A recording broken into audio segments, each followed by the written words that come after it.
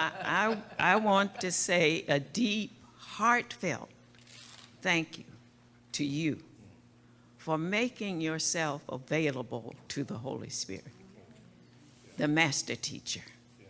I know it to be the master teacher, but they're not all of us are able to make ourselves available to it. That's a special, special place that you get into. And I sort of understand it, but I've never been able to get into it. So thank you so much. I just wish this room could be full of people. Under the sound of your voice, some of us are beginning to catch into a space because last week, I thought Daphne said to me, read page 420, but she said another page.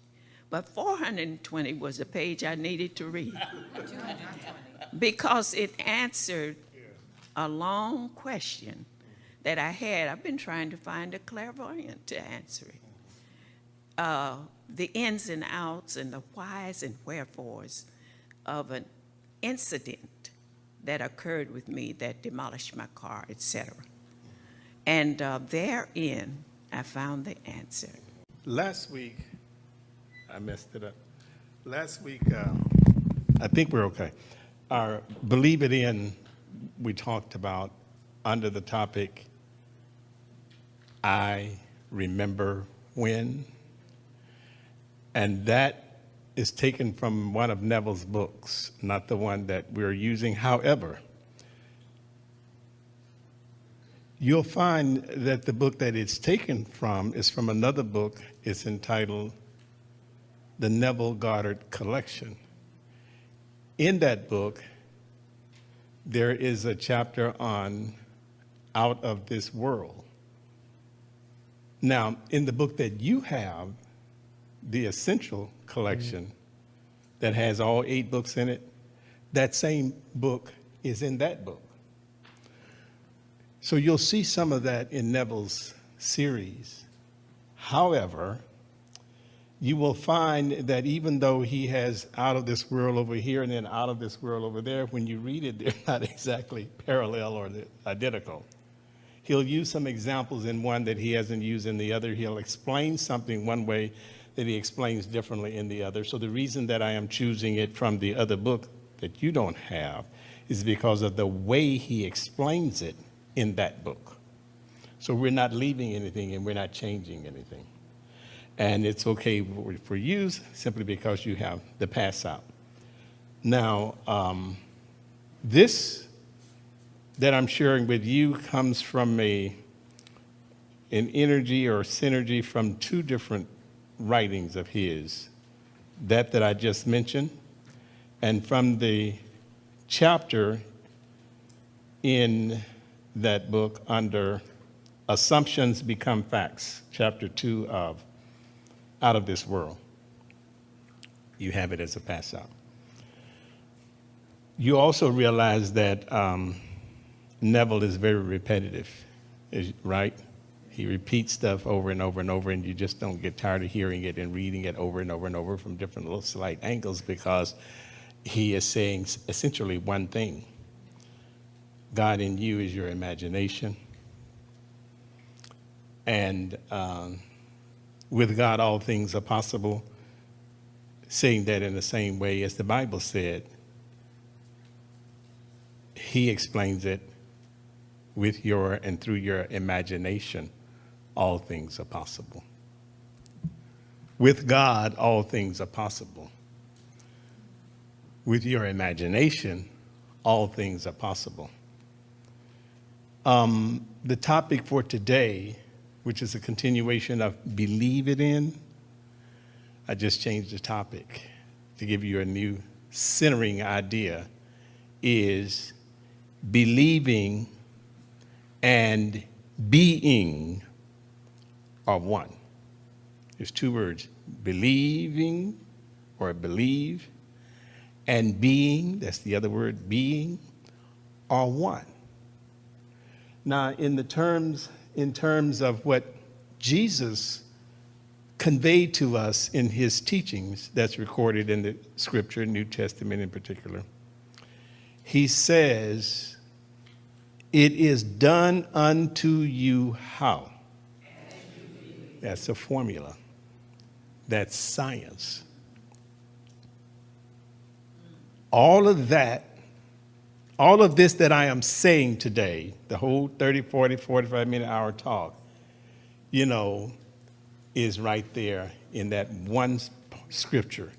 It is done unto you as you believe. And what we have not seen, as Esther and Henry and the rest of you, as they said and you agree, is that you walk into not only this church and our churches, but all of them, cross denominations, all of them, do the same thing that you're saying, is that they're not explaining that this way. Then you say, this room should be full or filled.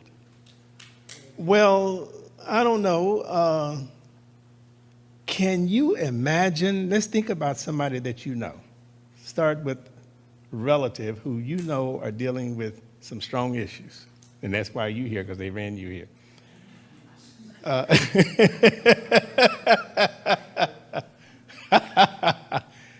Then think of your friends who you see on Sundays, and your church friends and your spiritual friends. And think about those people who, can you actually see them being here, doing and practicing what you're doing and practice? That's where the separation is. The separation is being willing to do and to practice. Each time you come in here, your coach is expecting that you have done something with this that you heard from week to week. And the motivator. And so, can you think of people who you're talking about who should be here? Can you imagine them coming here week after week, actually going back, applying this and doing it and coming back with it on their mind 24/7 and da-da-da? That's why. No, I have to move. That's why you're not going to, because it's application. It is doing, and it's going back, thinking and applying. This is work. Now, for as much as you are doing, you're still not doing enough.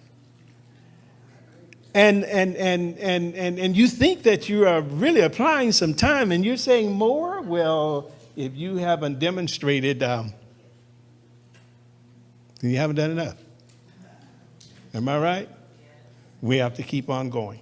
Now, I'm going to give you 3 or 4 ideas to anchor, to hold on to as we move through to the end of this topic. Believing and being are one. Now, think about it is done unto you as. There it is. It's that word as. That's what connects the believe and being. Believing and being is that word as. Believing and being are one. It is done unto you as you believe. That as is so important because it is dynamic. The as means that it's what we're doing here. We're learning how to be creative in our imagination. Another scripture said, be ye doers of the word and not hearers only. So it's the doer, it's the doing. That's what that as is. It is done unto you as you believe, which means prayer is an active and dynamic and organic thing. It's not just that you say it and walk away and then wait for God to do something. No, as you are thinking, as you are feeling, as you're believing, as you are seeing, as you are touching, as you are smelling, as. It is done unto you as. That as can be a little, or big, or greater, or intense, or just casual. Every now and then you think on it. But as could also mean never turned off.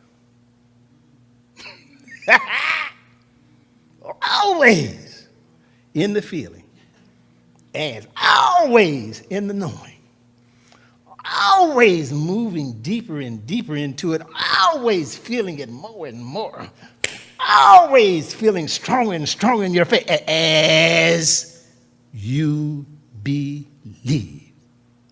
No doubt. It is done unto you as you feel, as you know, and know that you know, and know that you know that you know that you know, as believe and being are one. So we say being, get into the feeling of being it, being there, being. There's no difference in believing and being. Believing is being. Being is believing. Being and believing are one. So this is how you change the future. The future is the next moment in terms of time. This is how you believe. This is how it's changed.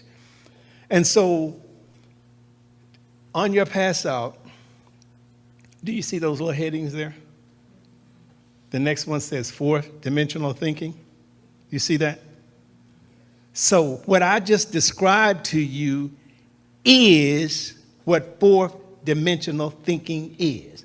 I just explained to you what fourth dimensional thinking is. That's thinking in and from the fourth dimension where God's mind works. That is the way God's minds work. God's mind, meaning the activity of God moving and in creation, is right there as I described, and that's fourth dimensional thinking.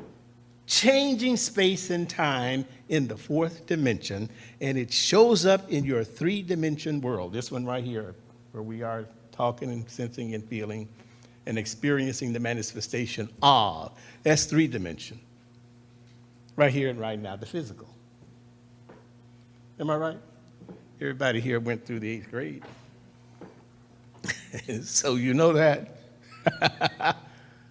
Woo! Now, what this man will say here, I might not have to read it at all today, huh? Woo. Yeah, what he's going to say here is that the veil between that fourth dimension and third dimension is thin. And so what we want to do is learn how to penetrate that veil at will. As means it is done unto you as you believe.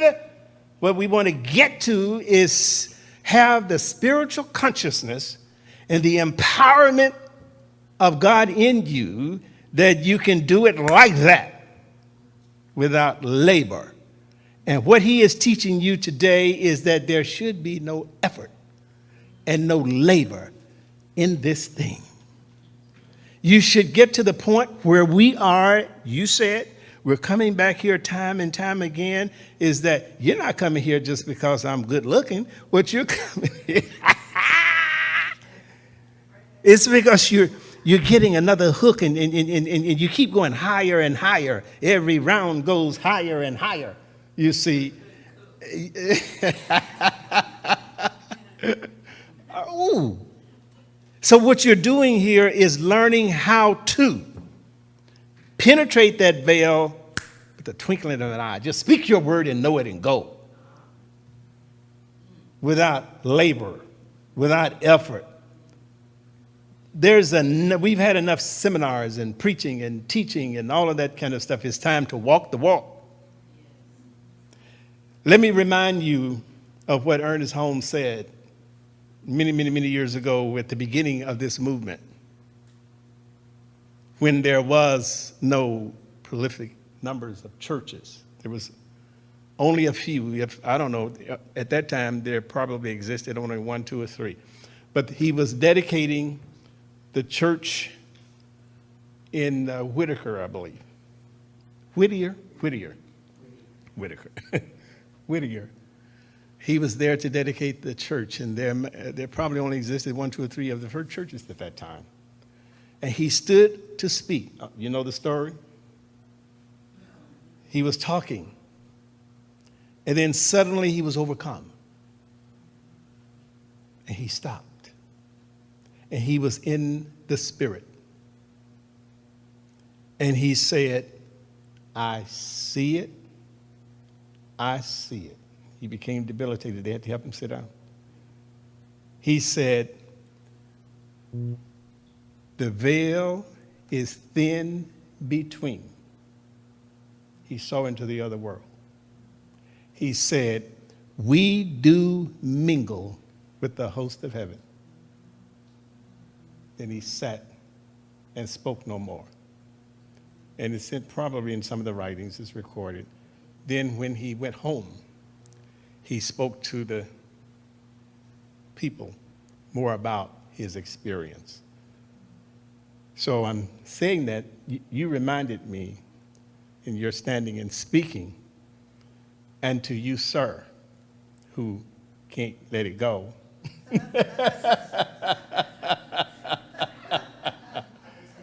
Let me remind you that this room is filled to overflowing.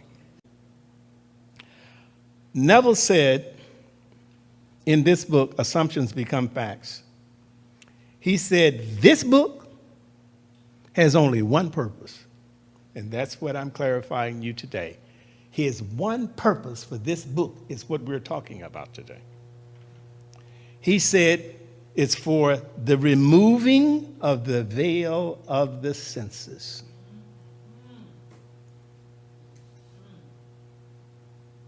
That line between the third dimension and the fourth dimension, he said there's a thin layer. It's thin between. The traveling into another world. That's the one purpose of this book. The end goal of everything that we've been talking about since January, speaking out of Neville's books and a year or two before that, is you yourself learning how to practice this stuff, which simply means learning how to practice imagination, using imagination in your prayer to change things in your world, in your life, change your future, change the current pattern that is out working in your life to what you want it to be. Through, and the only way is through your imagination. That's what but knowing this helps you in your, knowing what we're talking about today clearly, helps you to practice going back, sitting at home, falling asleep at night. And we're calling that the waking dream. The waking dream. So he says, to remove the veil of the senses, we do not employ great effort. The objective world vanishes. Sickness vanishes. Worry, fear, doubt, unbelief vanishes. Incurable, impossible vanishes. Unforgiveness, hatred, and all of that stuff vanishes. This problem that currently exists with a first person in the family or whatever, it vanishes. Whatever need it is where it vanishes. Well, the reason that it hasn't vanished is because of the effort you're putting into it. You're trying. Stop trying. If you turn your attention from it, why are you still trying? There's something I want you to do right now. I want you to just flip your paper over and write something. Now, I said that so you won't start digging and making all that noise looking for something. Just write this on the back of the paper. I want you to think about your desire. Just think about it for a moment. Your desire. And I want you to write one little line or one statement. Tell me, and I don't want you to think about however you interpret that and however you heard that is the way I want you to write. one little line or one little statement about, start off, my desire, your desire. And I will have to give you 10 seconds. And we don't want a discussion or to talk about it because I have to move on. Come on, just one little line, one little statement about my desire, your desire. Now I have to take this mic because I have to go ask them something. No, I'm fine as long as you are ready to come back and fix this one back. Who's finished? Just say something about what you wrote. Not a long conversation, only that. Just give me the first 3 words of what you read. That way, that'll limit you talking. What is the first 3 words? My desire is to prosper. Okay, that's it. I just want to hear that. To be a speaker of truth. All bills paid off. No. My desire. Start with my desire. My desire is to be a speaker of truth. My desire is. My desire is to hear the word of God. Did you see another one more? Okay. I'll come. I don't want a whole story. I just want what I asked. My desire is a new place. My desire is to move. All right. Now, here's the situation. Now, hear what you just said. And watch what Neville is going to say. It was a little trick. That's why some of you didn't say nothing. You're like, he's got, that's a trick. It is. But it's a very, very important point. Your imagination. And when I told you last week to write it out, anybody write it out, one that you want to share? You don't have to. I just want you to do it. But did you hear last week's assignment? So did you do it? Yes. And if you didn't do it, you know why the room is not full. Who wants to do that? Everybody's not ready to be healed. Everybody's not ready for that, whatever it is. Because coming to a place like this means you're willing to do the work. That's why you're here. So watch what he says about what I just asked you to do. It'll show up. At the end of your meditation, when you awake from controlled waking dream, you feel as though you have returned from a great distance. So in your imagination that you're doing at night and falling asleep, don't you feel that way sometimes? You're feeling like you should, and that's what you should be doing, is returning from a great distance. And you're thinking, go John chapter 14 again. In my Father's house are many mansions. I go. Well, if you go and went somewhere, don't you know you have to return? But it's what you return with. It's what you return in. It's what you return as that does the work. But what if you never go?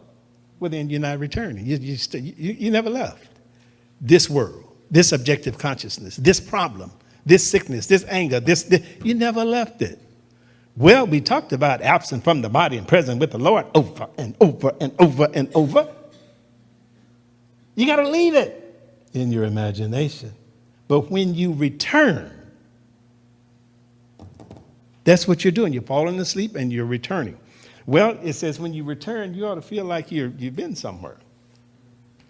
Now, he says, define your ideal and concentrate your attention upon the idea of identifying yourself with it. Assume the feeling of being, the feeling that would be yours, were you already the embodiment of your ideal. So when you return, you ought to be returning in that meditation when you're coming back to your consciousness that, hey, I'm already that. How does it feel? You need to start talking about it. You need to start sharing it. You need to start being it because that's what you're believing. Believing and being are one. You're believing, I believe that a change has occurred. Has, past tense. Is present tense. You said, my desire is. Watch out. It is done unto you as you believe, and every word is creative. So we're going to revisit what you said. My desire is. Then live and act upon this conviction, he says, this assumption, this new assumption. Though denied by the senses, even if your senses can't understand it, but if you persist in that state that you've returned in, then it will come to pass. It will become a fact. You will know when you have succeeded in fixing the desired state in consciousness. How? By simply looking mentally at the people you know. You forgot about that. See, you're taking a break. As means you don't turn this thing off.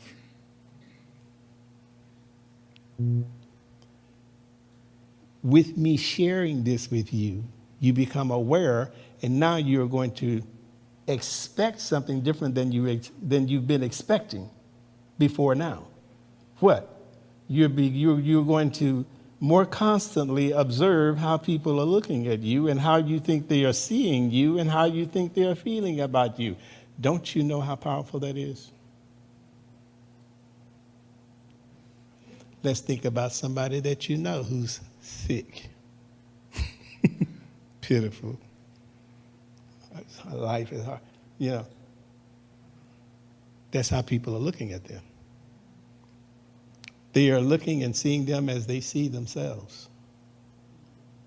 You see them as they see themselves. If you see them as helpless, hopeless, broke, can't make it, hard times, one thing after another, that's how they see themselves. Conversely, how do you think people are looking at you and seeing you? What you put out. People see you as you see yourself. I know how y'all see me.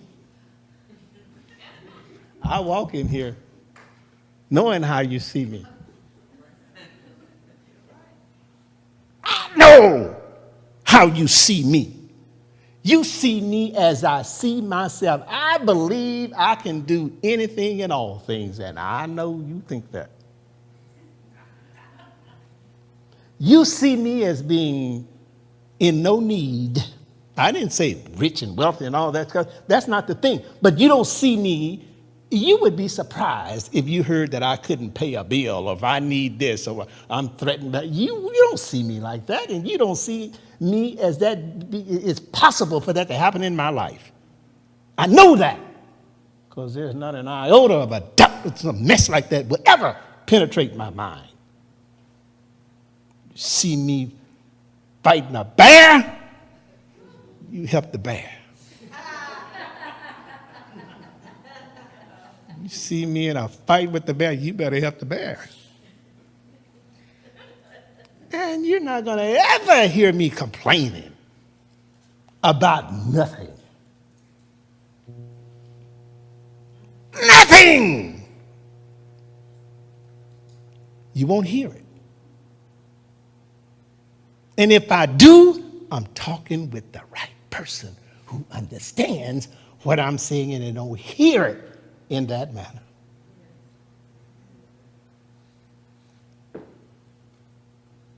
How do people see you has everything to do with this thing that you're working on. So you have to begin to expect, and you have to plant that image and that idea of where you've already been and what's already complete in their mind so they can see what you see. So don't be canceling out your work and your stuff. Woo. Preach. Yes. If you see them as you formerly saw them, you have not changed your concept of yourself. For all changes of concepts of self result in a changed relationship to your world. So in your meditation, allow others to see you as they would see you were this new concept of self a concrete fact. So now you got some work to do. You always seem to others an embodiment of the ideal you inspire. How do you see, let's name some people, some celebrities or some ministers or how do you see Obama? How do you see Beyonce. Give me some more names. How do you see them as they see themselves? You see them as they see themselves. And because they see themselves as that, then that is who they are and what they are. Do you see yourself being sick? Well, you can be sick and not see yourself be sick. Do you see yourself as a financial urgency and that can be your physical thing, but you don't have to see yourself as that in terms of you can't handle this in the next minute. By changing your thinking, the need shows up, the answer shows up immediately. As soon as you change your mind, and as soon as you change your perception, as soon as you change your outlook, as soon as you change your opinion, the thing changes. It is done unto you as you believe. Therefore, in meditation, when you contemplate others, you must be seen by them. Therefore, in meditation, when you contemplate others, you must be seen by them mentally as you would be seen by them physically in meditation. In meditation, you imagine that they see you expressing that which you desire to be. If you assume that you are what you want to be, your desire is fulfilled. Now, I'm going to continue to read this after I ask you to revisit the exercise. When I said, think about your desire, I said, just write me a one-liner, my desire. And that's all I said. I said, that's all I said. Now I want to remember what you said and what you wrote, and listen to this. If you assume that you are what you want to be. Let's read that little few words together that's bold. Your desire is fulfilled. One more time. Your desire is fulfilled. Once more. Your desire is fulfilled. And in fulfillment, all longing is neutralized. You cannot continue desiring what you have already realized. Did you hear what you just said? You cannot continue desiring what you have already realized, and you said, my desire is. And you went on to say it. That's an absence of the fulfillment of the thing. You just got to change your word. And change your word changes your thinking. Because you got to see there's a thought and there's an idea behind that it is not fulfilled. You're still in the waiting for it, the longing for it. It's working out. It's going to happen. My desire is da-da-da-da-da-da. No. My desire was. That desire is fulfilled. My desire is, as you explained it, it's not fulfilled. It's something you're working on. It's a goal. It's a dream. Yeah, I tricked you, didn't I? Yeah, I pulled one on you. But you got to get out of that thinking. You're longing for it. It's a goal. It's going to happen. It's a wish. It's a wish. You know wishful people. You come on now. My desire was, is what you should have said. But now I am. And my desire is fulfilled. You're not living in it. You visit it. You visit it every now and then, but you don't get lost and stuck and can't find your way back. So that's what you want to do. You want to stay there and you just can't find your way back into is, because it was done, finished, complete. So the whole idea here, it's an idea. It's a feeling is the secret. That's all we're talking about. We're just do a little play on exercise to get into the feeling, because feeling is the secret feeling that it is already done, and therefore your language and your words have to line up. You cannot continue desiring what you have already realized. Believe it in. You see how it is done unto you as you believe. Let's revisit the story last week when the man shared grandfather's secret. What was grandfather's secret? The man said back in the day, New York was just springing up.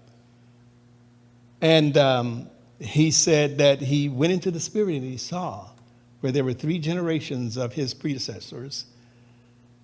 And they were in conversation. And his grandfather was sharing with the other generations who were standing there how it was that he was successful as a builder, as an empire builder.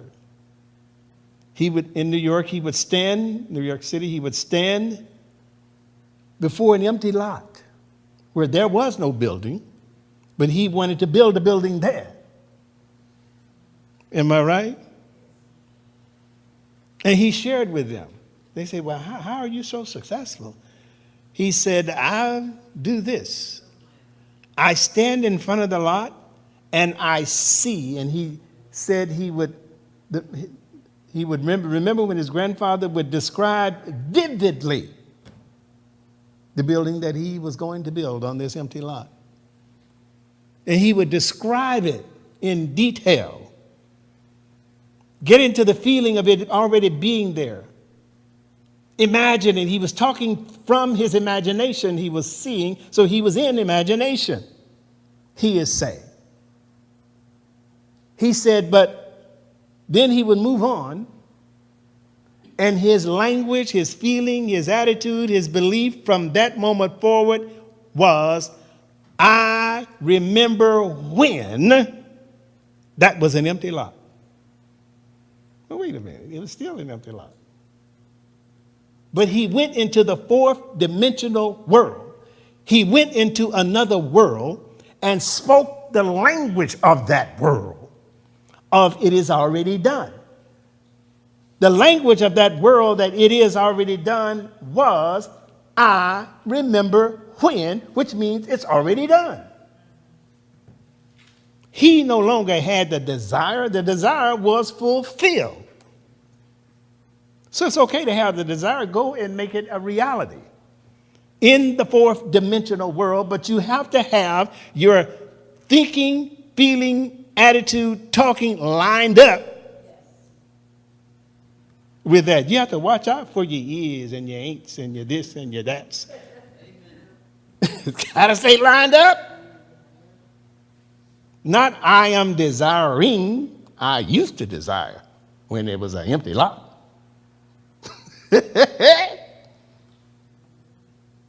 And then he says, and the thing became established. Somehow, some way, it came to pass, and lo and behold, there is the building on the lot, on the empty lot. Why? Because he believed it in. That's why I'm talking. He believed it in. And then he says, you can believe anything in, and Scripture says it this way, it is done unto you as you believe, which says the same thing. You can believe in anything, and the evidence of that is the sickness that you have. The evidence of that is the challenge that you have. The evidence of that is the fight that you just had. The evidence of that is the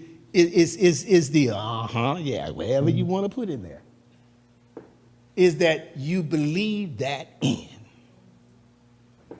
But the power in that, the empowerment in that, the good that is in that is that anything you believe in, you can believe out. Anything that you have believed in, you can believe out. What the mind has created, mind can undo. What the mind has done, mind can undo.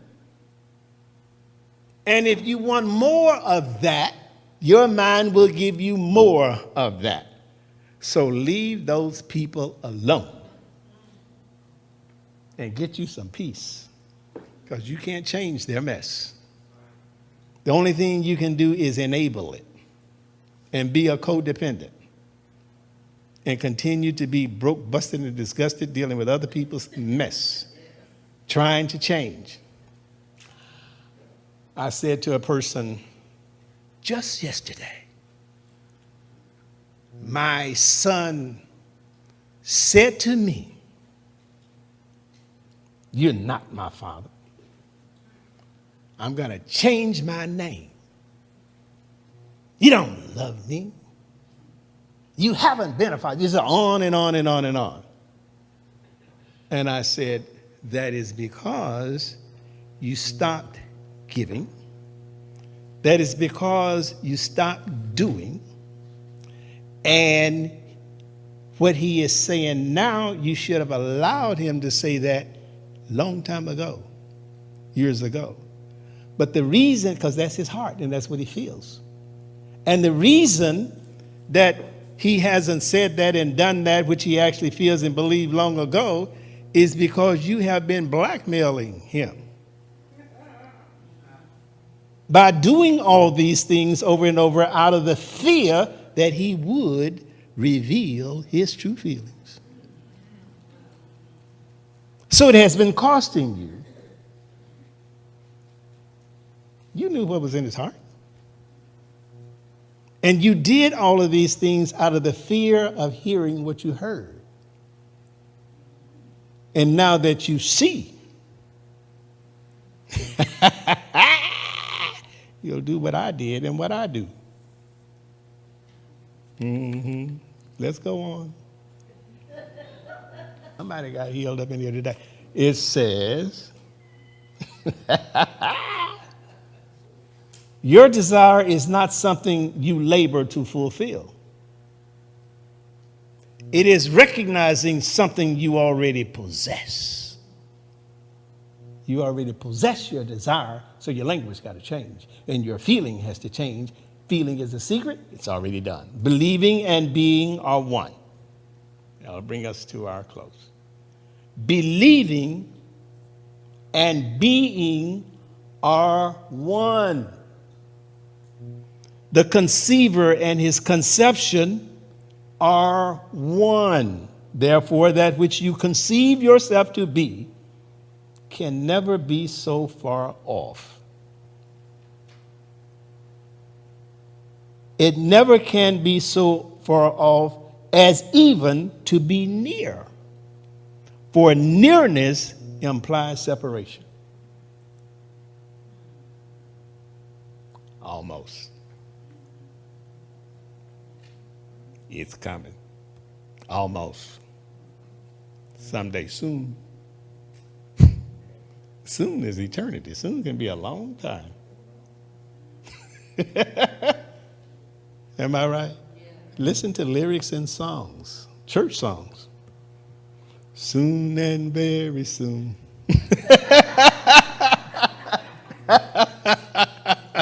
You know.